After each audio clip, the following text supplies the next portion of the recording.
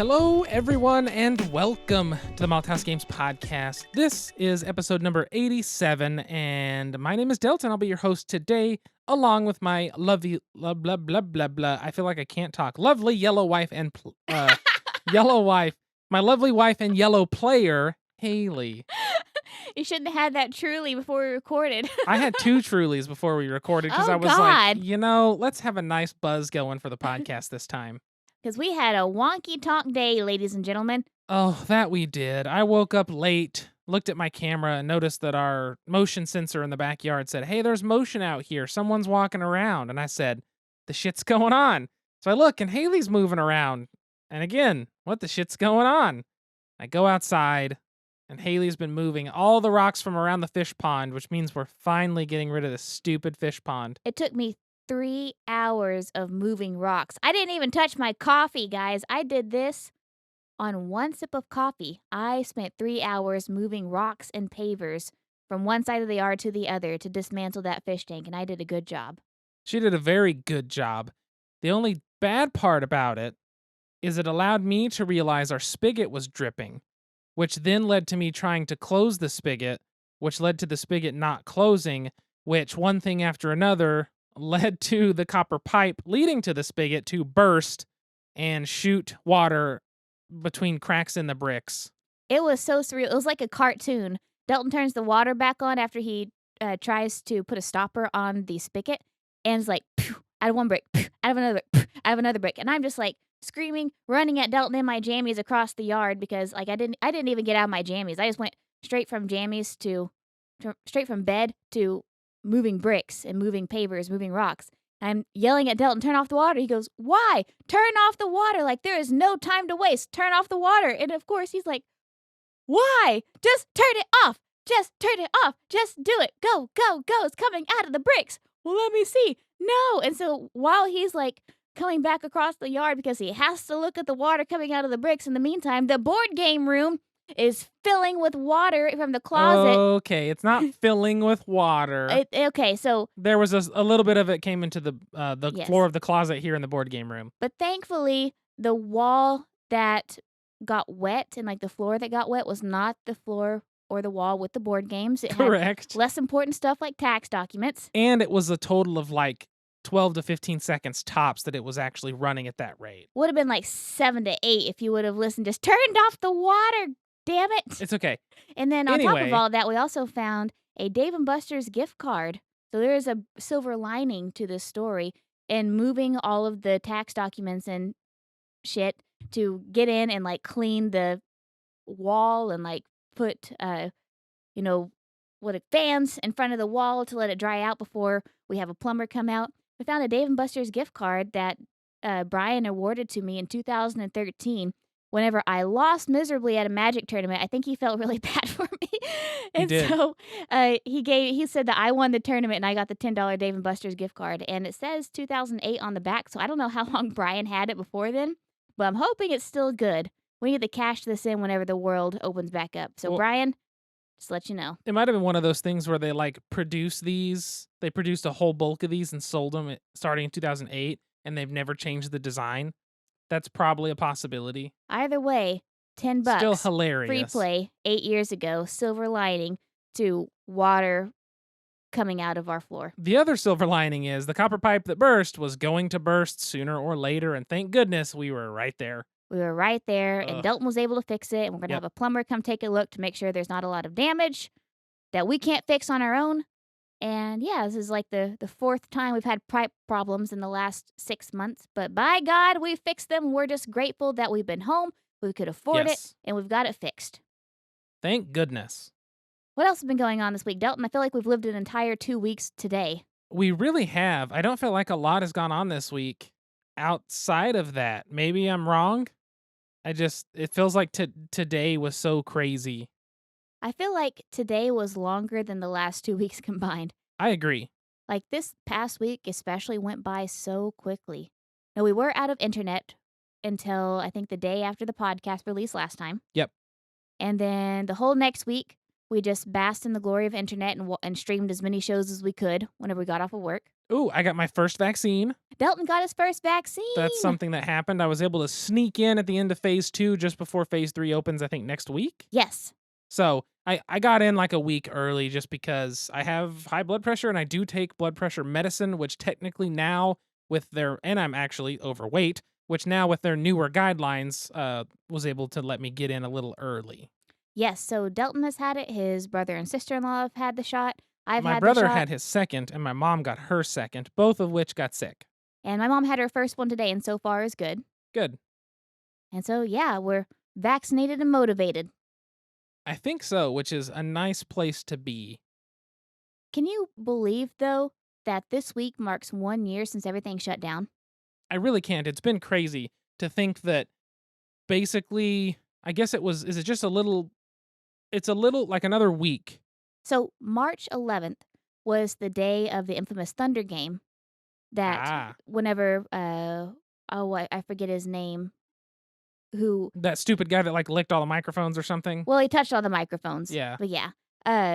But that was basically the unofficial start of all of the shutdowns. It was like the last normal day. Yeah. And that was the night we were packing for Montreal. And so the Yep. next morning we left for Canada and we made it back. I remember sitting in the airport in Montreal as Justin Trudeau was announcing the closing of the borders within 72 hours. 48 hours. It was either 72. 48 or 72, but it was like, oh, we're leaving to go home just in time. Just in time. So that was so wild to think that was a year ago this week. It really was. And something that I keep thinking of that caught me off guard is when we left, Oklahoma had like 200 cases. What? No, it had no cases. Did we not have any? No. Okay, we didn't have any cases. Montreal had like 2 or 3. Yeah. And that was not even in Montreal. It was in Quebec as a province. Quebec. Quebec. Good fishing in Quebec.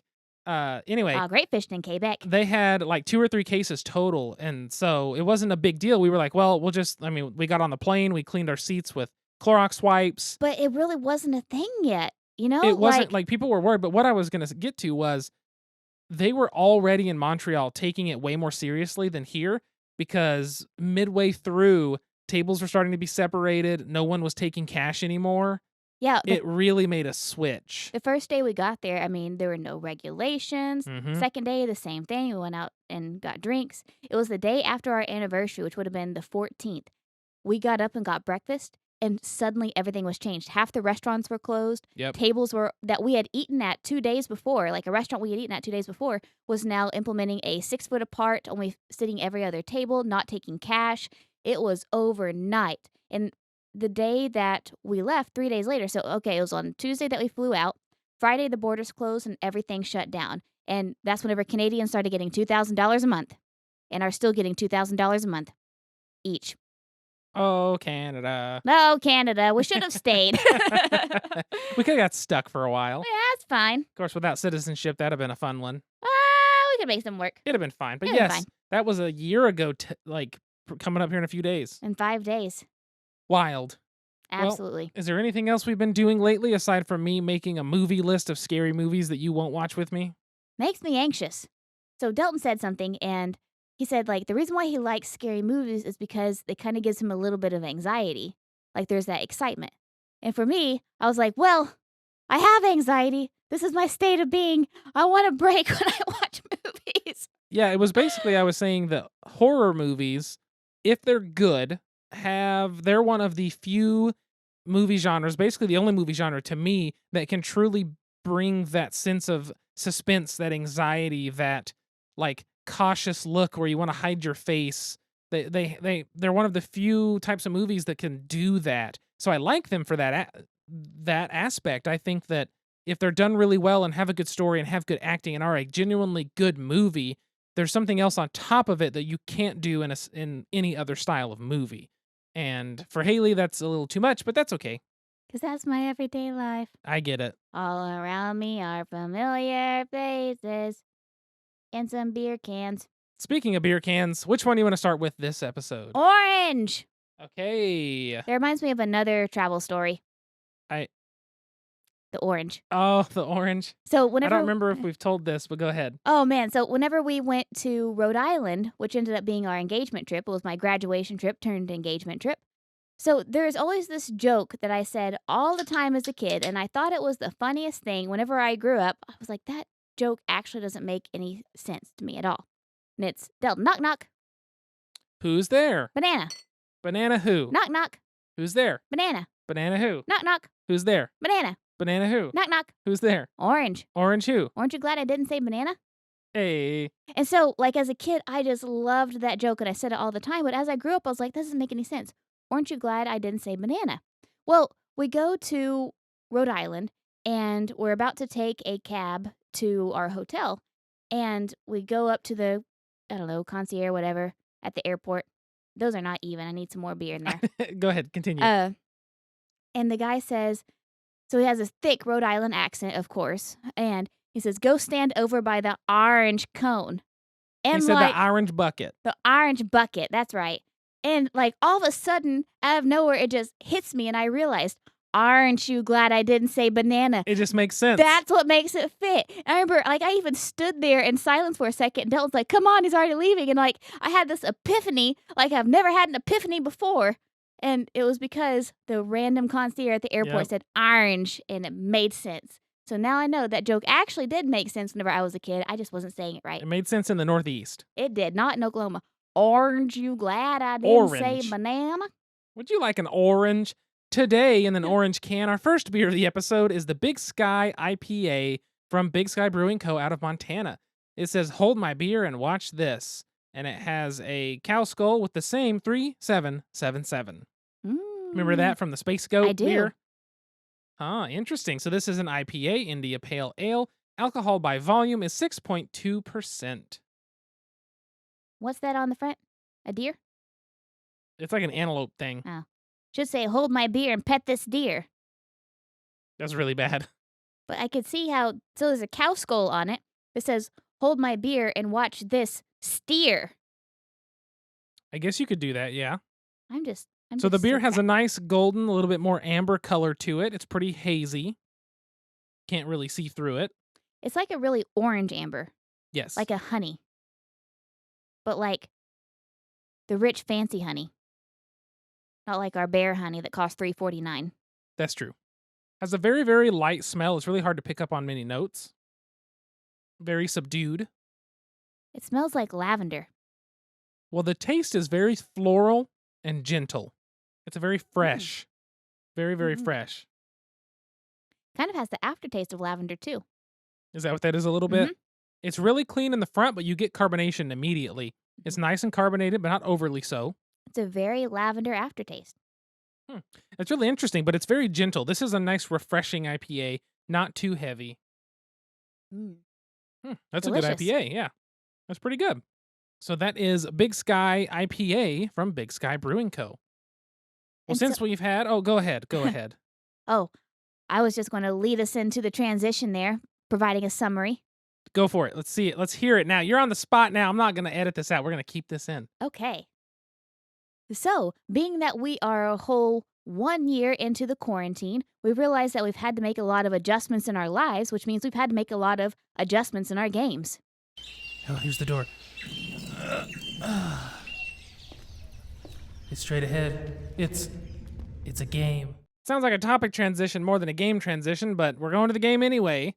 Today, the game of the episode is Bohnanza. And To Delton can fight me. bean or not to bean? Fight me. So, Bohnanza is a board game by Uwe Rosenberg with graphics by Bjorn Pertoft. And that's the only two things on this box or rulebook that give credits. Isn't this the game that Uwe Rosenberg made as part of his doctoral dissertation in mathematics? I believe so. Doctoral or his master's, something to do with that. It's published by Rio Grande, at least the edition we have. I believe it was something he designed in college as part of one of his degrees or his degree or something like that. I guess I could Google this for Wikipedia, but how trustworthy is Wikipedia anyway? Probably more trustworthy than my memory, at least. I'm probably just making shit up at this point. Yeah, that's what we do in this podcast. So Bohnanza, we have a version that is generally 3 to 6 players, but this one actually can go to 7, and it has a 2-player variant inside. So 2 to 7 for this box. I don't know how they package it now. I don't know everything at the moment, but I do know that the two-player version that we play in this has its own name called Bohnanza the Duel, and they do sell that on its own as a standalone. So Bohnanza is all about planting and selling beans. So Bohn in German is bean, Bohn. So Bohnanza is basically bean craze is how you can probably look at it. Well, so there's a show called Bonanza Yeah. that was in the 1960s. It was an Old West show. And if Mhm. you look at the art and graphic design on the box, all the beans are in like country gear, except for randomly the soybean. He's dressed like a hippie. Yeah, that makes sense. And there's like the fighting boxer guy and all that Yeah, for the black-eyed bean. yeah. But yes, it's a game about planting and selling beans. Essentially, you're going to have a hand of cards. You cannot reorganize those cards at all. And on your turn, you will plant one or two of those cards. You can discard if you want. And then now I'm going to say we've only played this two-player. We Mhm. have never played this with more than two. When you go more than two, when you go 3 to 7 or 3 to 6 depending on, which box you get, there is active trading in the game where you are trading different bean cards with other players. In the two-player game, it's a tableau style system where you basically pull some cards from the deck and then you can choose to take them or not, and then the next player on their turn can pick up the remnants if they want. So it's a different system there, but basically in the two-player version, you'll plant one or two beans from your hand. It must be the frontmost beans, the fully revealed card, since you can't organize your hand. You can plant one or two. You can discard any card in your hand. Reveal three from the deck. Pick as many of those as you want to plant, and then you draw two, and the other player goes. Then they can choose to take from the cards that you left, if you left any, and they repeat the same process, and you go throughout the game. One of the things, and I think my favorite thing about Bohnanza, is it really makes you make decisions because you can't organize your hand, and I believe you have to at least plant one card. I love the fact that you can't mess with your hand. Mhm. That's such an Yes. interesting thing. Like no other game that I know of has done that. I really like it because you have to think ahead. It puts a little bit of spice in this game. I think if you had the ability to rearrange your hand or pick randomly, I think it would make the game too easy. I But agree. how it's set up right now, it's a very simple game to explain, a game to play, but not being able to rearrange your hand adds so much more complexity, but in an easy way. Definitely so. One of the other things I like is the cards are technically multifunction without actually being multifunction. The Yes. the back has a gold coin, it's just the back of the cards. And whenever you sell beans for money, you just flip however many over face down and you put them in your stack and they represent coin. Technically that back could be literally anything, but being a gold coin, like kind of gives me this little sense. It's like, oh, they kind of did a multi-use thing here when it's not really, but I still enjoy that a Yeah. lot. And it's one of those games that the box is the adequate size for the components inside. It really is, yes. This one is like a weird tall and skinny one, so you have to split the deck around. Of course, I have sleeves on it, so it could be smaller if you didn't have sleeves on the cards. It's also bright yellow too, which I'm a fan of. Of course. This was actually, I think, the first game that we played at Edmund Unplugged. Was it? Mhm. I couldn't remember what it was there.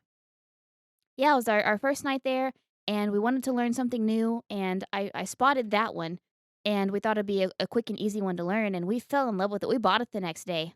We ordered it. I thought we bought it from Game HQ. Or did we order it? We ordered I it. couldn't remember. Yeah, we ordered it.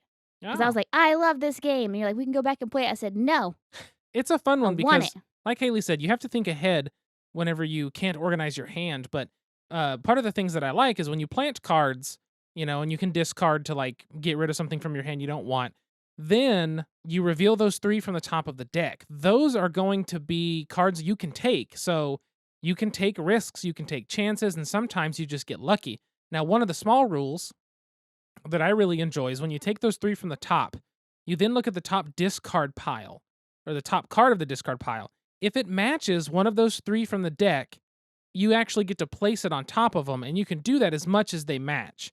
So, like if you draw two blue beans and a green bean, and the top of the discard pile is a green bean, you put it on top of the other green bean. If it's then a blue bean, you put that on top of the blue bean. Then, if it's a stink bean, it just stays on the discard pile. So you can actually take chances and have runs where, you sell something real big the beginning of your turn, planting, plant something else, flip stuff from the top, and then suddenly get all of those back because of that. And it's like a fun little chain that you can get, but it's super luck based. Yes. But when it hits, it feels awesome because you're like, oh my God, look, I sold this for 2 coins. And then I just got this having an extra one, which gave me enough for 3 coins. But because all Uwe Rosenberg games basically have math involved, it tells you on top of the card how many of those types of cards are in the deck. And so you can kind of take that into consideration. You can count cards as you're making that gamble. If you haven't seen a whole lot of green beans and you're really betting on a green bean to come out in those 3, maybe your chances are higher. But if you can keep those numbers in your working memory, then you can probably gamble pretty well. And I lucked out a couple of times. You really could, since every bean has a different amount. Like, I think that the red bean is 8, the black-eyed bean was 10, the soybeans 12, green beans 14, stuff like that. One thing that I enjoy is when you sell, like if you have, let's say the spicy bean, the chili bean, which I think is 18 or 16. Yes, 18. I think it's 18. Because you need 9 for 4 coins. There you go. If you most of them, for their maximum of 4 coins, you have to have half of that number. So that's pretty interesting. But if you have, let's say, the chili bean and you sell it, let's say you get half, you get 9 of them and you sell it for 4 coins, you actually are flipping 4 of those chili beans over and putting them in your sell pile, which means if somebody did happen to hit on their next turn or something, a chili bean to get those from the discard, there's 4 less because you turned them into coins. So you kind of have to consider that too when you're looking at, okay, how many are left, this and that, can I get this off the discard pile? I find myself looking at that. But the game is a simple one, like Haley said. It's fun. I enjoy the decisions in it. They're not complicated. I mean, for us to play a full game, the box is 45 minutes, and I'm sure if you had 4 or 5 people and you were doing trades, it would take that. But we did a full 2-player game in, I think it was 21. Yeah. We're usually coming around 20, 25 minutes. And we accidentally only used half the deck for the first game, so it only took 9 minutes. No, the first was like 15. Oh. Because it was our first time to play in a while. That's right. Because we've played this game several times. It's one of my favorite games, which I've said this before. Uwe Rosenberg is my favorite designer. I love everything he makes. He just does well. I've noticed that a lot of the designers that we really enjoy have degrees in some sort of mathematics. Mm-hmm. Well, I really like his because it's spatial reasoning, it's math, it's having to, a lot of his are planning ahead, just like with Patchwork. It's a very simple game, but you have to plan ahead, and you have to use your spatial reasoning skills, and it's so much fun. Well, something I like about Bohnanza is you have to play ahead or plan ahead. However, not very far. Because this game fluxes constantly. I find that one of the times I've done better, which I do have the top score of 24, and you have a very close 21 coming up under it. And something I find that helped me with my better scores have been not holding out. Mm-hmm. If I've got enough to get 2 or 3 coins from something, just sell it, put something else there in hopes that I get more cards, and try not to be too conservative with what I'm selling. That's a good point because the things like the kidney beans, there's only 8 of those in the deck. Yeah. And so if you get 2, you get a coin, 3 coin, 4 coin, 5 coin. But if you hold out for 5, you might be waiting the entire hand. Yeah, the entire game could go by. Yeah. I mean, really, and it's one of those things where if you can just go ahead and get a coin out of it, move on, put something there that will actually get you something faster. Crop rotation is healthy. That's basically it. And it's tough to make those decisions on the fly, but luckily in this game, it's simple. I don't know. This game is one of those that it's not too complicated at 2 players. It's not overly complex. It's not too thinky, but it kind of hits everything on the head a little bit. And you know that meme of the guy putting the domino down, and it's like progressively larger dominoes or slabs until it falls down. It's like normally something really obscure to some major event. Henry Wallace being appointed to FDR's cabinet in the 1930s led us to Bohnanza. I don't know what that means. Henry Wallace was the he was head of Department of Agriculture, and basically when we had the Dust Bowl, he was this sciencey planting man, and he's like, you know what we can do is we can do things like crop rotation and plant trees so all the dust doesn't blow away. If we have trees, then around the barrier of your farm, then all of the dust won't blow away and you can actually not have a dust bowl anymore. And they're like, oh, okay. So he like popularized and like basically wrote things for the federal government to encourage farmers to do crop rotation. So if we didn't have Henry Wallace in the 1930s, we wouldn't have Bohnanza. I feel like that's a bit far-fetched, but I'll take it. Crop rotation. I'll take it. But yes, so that's I think that's pretty much all on Bohnanza. It's a fun game. I really, really like the 2-player. Again, have never played more than that, but we've played it probably, let's see. I don't remember the first time we played this. I don't know if I was tracking it on my app, the Board Game Stats app, but I'm going to look and see. I think I was. We have played it 10 times now with one ignored play, which was our half game. Right. The top score is me at 24. And the lowest score is you at 10. The lowest winning score is you at 14. So there you go. But yeah, we've played it 10 times. First play was January 24th of 2018. And sure enough, it was Edmund Unplugged. That's funny. I love that I have all this information. It's so fun to look back and Board see. Game Stats app. It is. But it's a very fun game. I really recommend it if it sounds like something you would like 2-player. I've heard good things about the multiplayer. I've just never done it. But you can find the 2-player version by itself in Bohnanza The Duel, a standalone game. But I happened to buy the version that has it as a variant in the rulebook, as well as some extra cards that makes it where you can play 7, not just 6, which I guess was the original count. But since we've had so many adjustments over the last year due to COVID and sheltering in place, we thought we should talk about making adjustments in games. I feel like I've heard this before. Hey, what can I get you? I'd like a topic. Any special way? Make it a top shelf topic. Coming up. Enjoy. See, it does fit with the topic of the episode and introducing the game. Versatile. I don't know about the game, but definitely a topic. Hey, recycle, reduce, reuse. There you go. Crop rotation. I don't feel like it's that much of a stretch, but... We'll see. Yeah. Anyway, the topic for today's episode, Haley decided on 2-player variant being our topic. Because I know in the past we have spoken on scaling of games, I believe in our viticulture episode, not sure the number of that at the moment. But 2-player variants are different than scaling. And because they kind of changed the game, whereas scaling, yes, increases the number of tokens or rounds based on the number of players.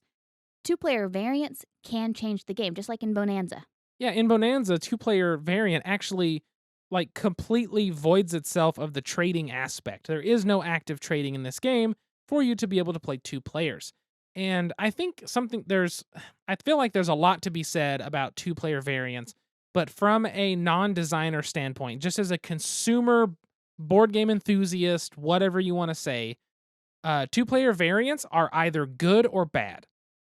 And that has been the official discussion, and that has been how I felt. There's so many games I've heard are not good at 2, and sometimes that's not because the variant, sometimes that's because there is no variant. Mm. And I feel like it's probably a struggle because some games are just okay at 2, there's not enough interaction, or there's too much interaction for just 2, there's not enough cards, there's too many cards, there's all kinds of things that can happen. But whenever they make an official, actual variant for a game that's not built for 2, I feel like even though it can be bad, they tend to focus more on making it a great experience for 2. And I think that that's a good thing. Yes. And you see different types of variants for different games. So like Bohnanza, like Dalton said, takes away the trading aspect. Sushi Go, on the other hand, makes basically a dummy player. It does. And dummy players are one of those things that people either love or hate. In Sushi Go, I think dummy players are just fine. I have not, though, even though I have the expansion, in Power Grid, there's actually an expansion called like the Robots that I own that is essentially a dummy player for you to be able to play with 2. Ah. And I've just never busted that out before because we haven't played Power Grid in ages. And then another game that basically has a 2-player variant is Wavelength. Like Wavelength, if you play it with teams, it's a competitive game. But like Codenames, if you play Wavelength 2-player, it becomes a cooperative game. Yes, exactly. And then, like you said, the same with Codenames, where it becomes a cooperative experience if you do it. And it's one of those things, I think there's something to be said, and this is an argument that could probably easily be made, where a 2-player variant and changing the rules, you could say that a game that scales well in the rules is kind of a variant on the base game. But I guess it depends on how much it changes with every single player count, not just two. So there's arguments to be made with that, but I do think variants are kind of an essential thing because so many games are very good and they're ones we want to play, but we're like, man, I'd love to play that with two people. And that's how we felt with Puerto Rico. Right. We had to go online and the designer, Andreas Seyfarth, I could not remember his last name. He had somewhere on Board Game Geek, I think you can find an official 2-player variant rule set Mhm. that allows you to just play with two, and it's actually pretty good. Yeah, it is on Board Game Geek. We did not have an issue with that, and we've used that several times to play Puerto Rico. Yeah, we've played that a ton, just 2-player. I think we've actually only played it 4-player once, maybe? I think we've played it 3 a time, and I think we've played it 4 a time, maybe 3-player twice, but we've played it 2-player at least twice. Yeah. And it's one of those things where it was like, yes, you have to change around some rules. Now, given I don't remember what that is exactly. And this is one of those topics that's sort of hard to talk about because I'm lacking specific examples for the sheer fact that we don't buy games based on them having a 2-player variant. We buy games that are built for 2 players or also include 2 in their range. Yeah, we rarely ever buy a 3-player. I mean, that's really a big turnoff for us if it says minimum 3 players because, I mean, Delta and I generally just play with each other, especially over the last year. Especially the last year. And like, we get to play games with Brian and Allison and, I mean, a lot of other people. But generally, when that happens, the games that start at 3-player, a lot of times people are like, oh, it's better with 4 or 5. It's never, this game's best at its lowest player count. Now, sometimes it's the same experience, which is not a bad thing, but we don't buy games like that often, so it's hard for me to point out specific games with specific variants. And obviously, as usual, I don't do Google research before we record the podcast. But I do like variants because they do change the game up. And I guess one of the problems with that is if someone said, hey, let's play Bohnanza, we've got a group of 5. I could sit down 2-player and play it right now. I could not sit down with that and play it because it changes the game so much. Well, the thing is, it kind of makes it 2 different games, too. That's why they package 2 the for duel 1. by itself now. Yeah. And it makes it difficult, though, because it's like I know how to play Bohnanza, but I don't know how to play Bohnanza. Mm-hmm. You know what I mean? It's a whole totally different game. I couldn't sit down and teach a table right now of more than 2 people. And it's like, is that good or bad? Right. It's kind of, at what point do you say we're just not going to support 2-player? It's kind of like, it's a big thing right now, and I've noticed it a lot with Kickstarters, but solo play. Solo play has been booming, and so many people are dying for solo variants, and I get it, especially right now in COVID times. Yeah, because we have 2 people. If Yeah. I don't feel like playing board games one night and you really do, Mm-hmm. then having a solo variant is what you can do. And a lot of games, I don't say a lot of games you could play by yourself, just 2-player, set it up and go. But so many games have developed solo variants and are focusing on putting solo variants in. And I find that to be kind of wild, especially when most of the solo variants have to change the game in a way to make it function with just one, which means it's almost a completely different game. And sometimes I feel like, not necessarily that they shouldn't do it, but I feel like they put so much more effort into making sure to include a 1-player that they could put that into the full game, modify the rules where it could play with 1 to their max and be a 1 game rather than a game and a game with a variation where everything is changed for just a single player. But So- I don't know. Yeah. So I understand what you're saying. So Yeah. basically, you wish that more games would just scale to 1 player rather than have variants for it because it changes the game. I think so. I only say that because I feel like if they did that, more effort would go into the making the game and the scaling better rather than focusing on almost 2 separate games. Yeah. So it could be an improved product overall, is my thought. See, I'm on the opposite side. For me, I like having the. So I understand what you're saying, like having it scale down to 1 player, scale down to 2-player. But I kind of like it being different whenever there's for 1 player or for 2-player. Not that I want every game to be this way, but like with Bohnanza, I feel like I got 2 games in 1. Like I know that it's built for 3 to 7 players, and like the trading part is important to the base game technically. But with these 2-player variants, either in the rules or like with Puerto Rico being posted online, I feel like I have two different games. I'm buying 2 games in one, which I really enjoy. I mean, I guess that's true. The question is, how often do you utilize that? Right. You know what I mean? We bought 2 games in one with this Bohnanza copy, but we've out of our 10 and a half plays, we've never once broken 2 players. So we could have Right. bought Bohnanza the Duel and been just fine. But on the flip side, if I can buy 1 box and have both of those itches scratched, then why not? I guess that just comes down to how good is the variant. And the thing is, like, I don't want every single game to have a variant for 1 player. I don't want every single game to have a variant for 2 players. But I don't mind it whenever there's a variant. I do like some games are designed to be 3 players and up, and that is just fine. And there is no 2-player variant that's going to be great, or there's no 1-player variant that's going to work. Like you think of anything, I'm thinking like Sheriff Nottingham.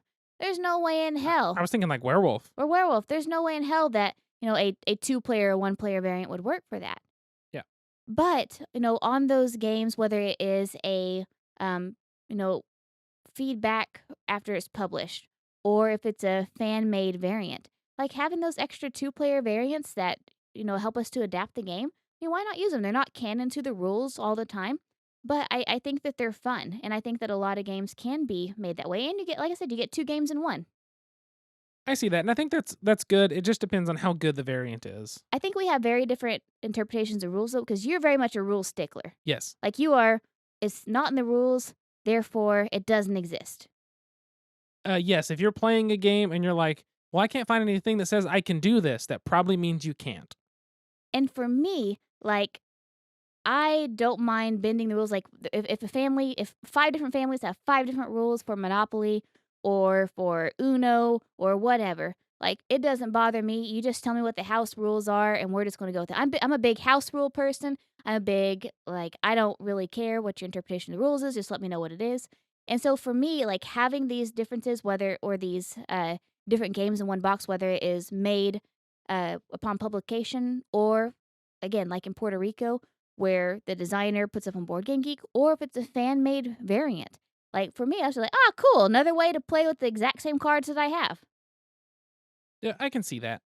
And so I don't think there's anything wrong with either one of our outlooks. No, and it's not that I don't appreciate 2-player variants, obviously, because that's mainly how we play. It's just one of those things where sometimes I just wish they would take more time on the game to make it scale well and work, but at the same time, I have to recognize not all game styles are going to lend themselves to that, and sometimes one game just pushes itself just enough to not, like Bohnanza. Trading doesn't work with 2 people. They found a fix for it. Yeah. And it's fun and I like it a lot. So I Yeah. can't really argue with it. I obviously play 2-player variants. I'm always going to try 2-player variants. But it's just an interesting concept. It is. I think this was a good discussion, too. I think it was. And it warrants another beer. It does warrant another beer. We're having dueling IPAs tonight, as Delton said. And they are both from Big Sky Brewing. This is Shake a Day IPA with the higher alcohol by volume, 7.5%. Oh, God, oh, God, oh, God, oh, God, oh, God.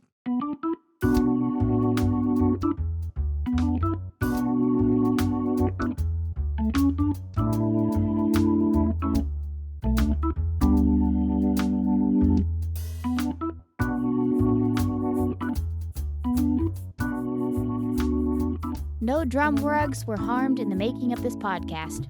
You would think, after already having a pipe burst today, that the beer wouldn't try to explode in my hand as I opened it, soaking my pants, my underwear, and then covering the floor in all the beer we're supposed to drink, or at least a lot. This is going to be a very humid room. We're going to have the fans going to wick up that water from the pipe that burst in the wall. We might have to find a way to keep the moisture out, because not only are my drums in here, but then the board games and everything, I don't want anything to get, which it's not enough water to truly affect the moisture content in the air any more than nature.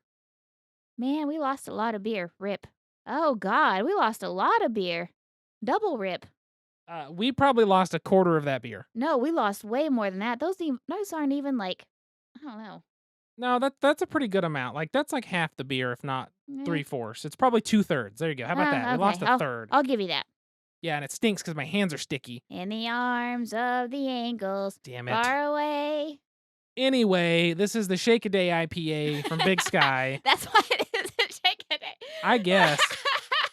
Maybe is this why that they were in the discount bin?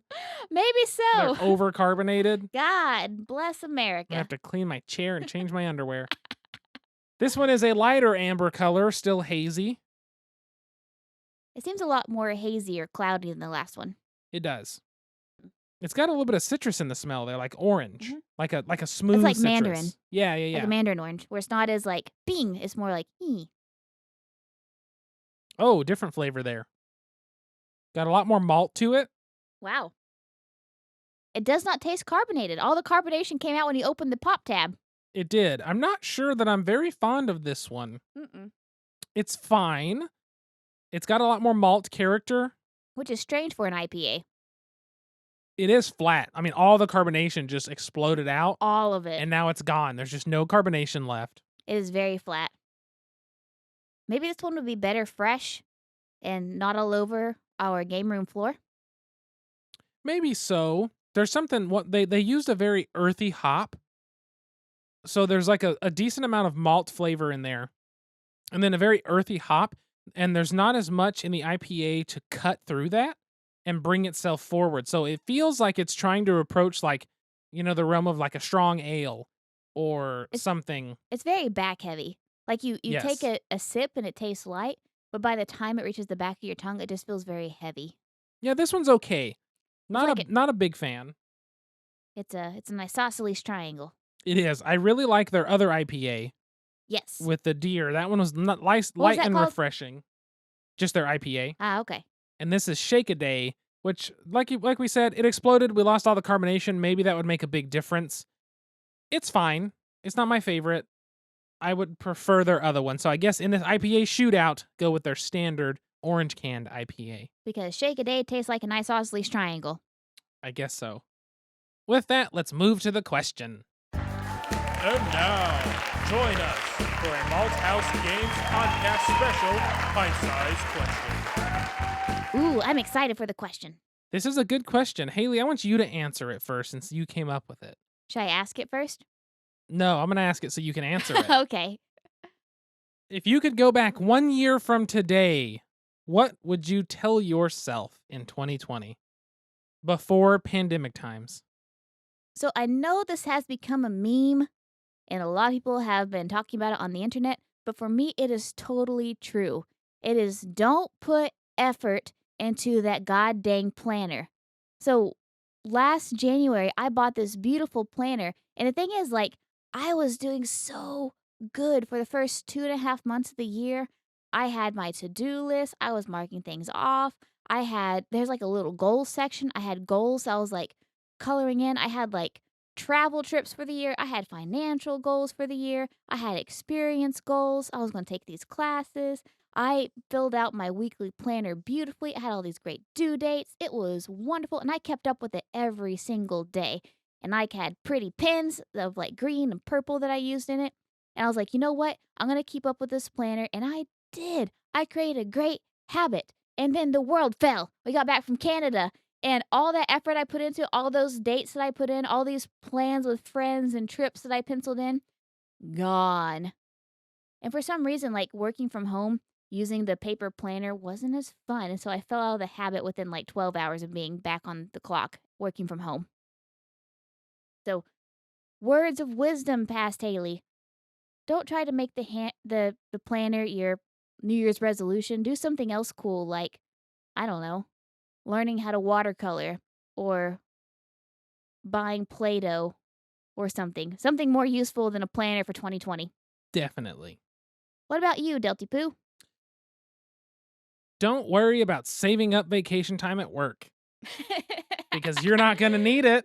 Those board game conventions, no, they're canceled. Don't worry about it. Just use them when you want to. You're not going to need it. I know you were so worried about using vacation days from Montreal because we took a 6-day trip. Yeah. And then, I mean, we did that. And then when we went and stayed at Branson in the cabin with your parents, I had to use some. And I was like, but I might need it in the fall or whatever. And it's just, yeah, it's one of those things where it's like, okay, I know. I'm hopeful that things calm down so much that BGG-Con Fall in November can happen. God, that would be amazing. I don't know how I would feel about it yet, It's going to depend on just the state of things at that time. But by golly, if it gets to November and they're like, hey, we're doing it, the numbers have tanked, there's nothing, everyone's vaccinated, we're in a good place, you just have to wear a mask, I'd be like, frickin' dope, let's do it. Dude, the con crud will be cut down by so much. Oh, you know it. I would love it, but that's because I miss it. I miss 2019's BGG Con. That was The last con before all this. that was the best con I've ever gone to as well. We just had so many friends there. I mean, that's constantly all we did was hang out with people we knew and had fun and met people and played games. Including some Patreon backers. Hey, that's a good one. Yeah, including some Patreon backers. So thank you to all of our Patreon patrons who back at a level in which you get shouted out on the podcast and all the other levels. Thank you guys too, and gals and everyone. But the people who back or support us at the level for the podcast are Allison, Alan, Jesse, Catherine, Cliff, and Jennifer. Thank you all so much for supporting us and allowing us to do more and more and more and more with the podcast stuff. Thank you. Thank you so much. If you want to be like them and be awesome people, you can always check us out, patreon.com/malthausgames, MALTHAUS games. If you want to go and see everything we do, at least a little bit of it, not a little bit, all of our stuff in a way, go to malthausgames.com. We have our website up and running, and I update it with the newest podcast episodes. We haven't done a video in quite a while, so that main video on the main page is just our last review. I need to do another corn tasting extravaganza. We need to do something, and we need to do blogs. I have not written anything there yet. I forgot that was my homework like 2 podcasts ago. It's Whoops. okay. It's not a big deal. Life has been wonky, and with as many pipes as we've had bursting, it's fine. Oh, I forgot to mention. I'm back on my bullshit. You are back on your bullshit. I tried yet again for the first time this season to order a goddamn kiddie pool, ladies and gentlemen. It is expected to arrive at the Ace Hardware store in Edmond, America on March 11th this Thursday. Stay tuned. Maybe I will actually get my goddamn kiddie pool for once in my lifetime since I'm actually ordering it early in the season. And this one's great. This is not your run-of-the-mill, like 3.5 foot wide, 8-inch tall kiddie pool. No, this one, it has elephants on it. 2, it is 5 foot long or wide in diameter. And 3, it is 12 inches tall, which is more than enough to sustain my floating wine glasses I got from Aldi last year when I tried to order my kiddie pool 8 times last season. Stay tuned. I'm going to get a kiddie pool. It's going to be great. Just in time for spring break that I don't get because I left college 4 years ago. But by God, I'm going to enjoy this kiddie pool this spring and summer. Well, there you go. The white whale. I will find you, kiddie pool. That is your white whale. Oh my goodness. Sorry I interrupted you. We need to finish up. Find Delty on Twitters. You can find us on Twitter and all social media at Malthaus Games, MALTHAUS Games. Have not been posting in a while because we have not been playing lots of games. So it's been weird. I don't want to just post real life all the time, but there haven't been enough games to post all the time. We need to have a game day and then just take tons of photos and then spread those out. Something. But you can still find us on there and find us posting random things. Speaking of random things on social media, make sure to go to Kickstarter.com and go look for I'm Sure by Logan Jenkins. This is its last week, so we're within a week from its final finishing point. I believe he's almost broke $1,000. Woo! Good for him. Or maybe it's more than that. It's He met his goal though, right? Oh, I'm sorry. Yeah, no, hold on. You know what? I'm gonna pull this up because I'm so bad at having these things like ready to go. We won't Wikipedia, but by God, you'll get on Kickstarter. I will get on Kickstarter. Here we go. I found it. So by the time this releases, there will be like 4 more days. The original amount he needed was $500, and they're almost at $10,000. Oh my gosh, good for him. It's done really well. So if you want in on it, you can go hop in, support them with $1, get a PDF for $5, or get a physical print for $10 plus shipping. So go check that out. That's I'm Sure You Are Wondering Why I Gathered You All Here This Evening. I believe that's the full working title by Logan Jenkins on Kickstarter. And you play tested it, right? I did get to play it before, like a couple weeks before he launched it. And? I liked it. We talked about that last time. I enjoyed it. It's very fun. I think it's going to be a good mixture for people that like board games and people that like role-playing games.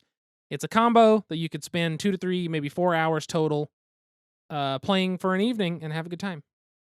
So yeah, check that out. But yes, speaking of social media, you can find stuff on that. You can also find me at Delton Brack, and you can find Haley at SQUIRRELYGEEK.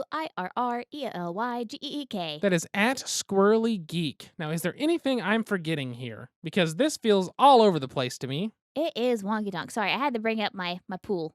That's okay. And I wanted to make sure to plug Logan's Kickstarter before it finished. The listeners need to know both. I know. These are vital information for I your everyday know. life.